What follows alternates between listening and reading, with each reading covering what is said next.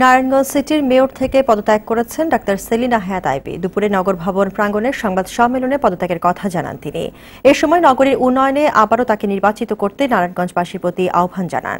আইভী জানান, গেল 5 বছরে 600 কোটি টাকার মতো কাজ হয়েছে।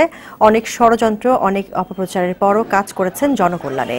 নির্বাচনী বিধি লঙ্ঘনে বিএনপি প্রার্থীর অভিযোগের প্রেক্ষিতে তিনি বলেন, কোনো আচরণবিধি লঙ্ঘন করেননি তিনি। 2011 সালের অক্টোবরে 1,02,000 ভোটের ব্যবধানে মেয়র হন আইভী। আসছে 22 ডিসেম্বর অনুষ্ঠেয় নারায়ণগঞ্জ সিটি কর্পোরেশন নির্বাচনে আওয়ামী লীগের প্রার্থী হয়ে লড়ছেন তিনি। সবকিছু মিলিয়ে আমরা প্রায় 600 কোটি টাকার উপরে কাজ করেছি। আমাদের বহু কাজ এখনো চলমান আছে। আমি আবারও বলি যে কাজের কি কাজ করেছি কি করি নাই সেটা নারায়ণগঞ্জবাসী বিচার করবে।